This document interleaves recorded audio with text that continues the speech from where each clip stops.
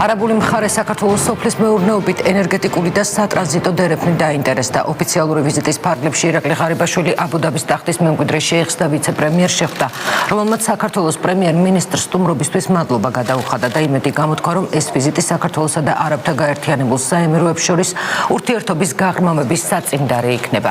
ირაკლი ღარიბაშვილი არაბთა გაერთიანებულ საემიროებს ორდღიანი ვიზიტით დუბაის მმართველის მიწვევით ესტუმრა. საქართველოს დელეგაციაში, რომელსაც პრემიერ-მინისტრი ხელმძღვანელობს, ეკონომიკისა და მდგრადი განვითარების, საგარეო საქმეთა მინისტრები და თანაინვესტირების ფონდის აღმასრულებელი დირექტორი შედიან. არაბთა გაერთიანებულ საემიროებში საქართველოს პრემიერ-მინისტრის ვიზიტს დელეგაციის წევრები წარმატებულად აფასებენ. Ჩვენ გქონდა საშუალება პირველი შეხვედრები უკვე ჩაგვეტარებინა და გავსაუბრებოდით ჩვენს კოლეგებს.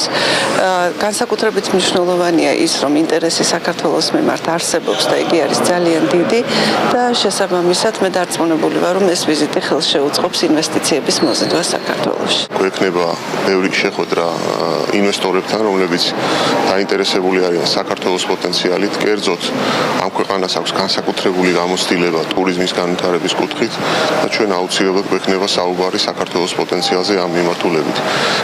დღეს იყო ოფიციალური შეხვედრა, მაღალი დონის შეხვედრები, ხვალ გვექნება სავაჭრო სამრეწველო პალატასთან შეხვედრა, სადაც უკვე კონკრეტულად ბიზნეს პროექტებს განვიხილავთ. უახლოეს მომავალში უნდა გვესტუმროს საპასუხო დელეგაცია უკვე აქაური ბიზნესმენების და ფონდების წარმომადგენლობით და ჩვენ არსებულად განვიხილავთ უკვე კონკრეტულ პროექტებს, თუ რა შეიძლება ვითანამშრომლოთ. ძალიან დიდი დაინტერესება გამოიხატა სოფლის მეურნეობის სფეროში, მათ აინტერესებთ საქართველოში ნაწარმოებების სოფლის მეურნეობის პროდუქციის ექსპორტი ემირატებში.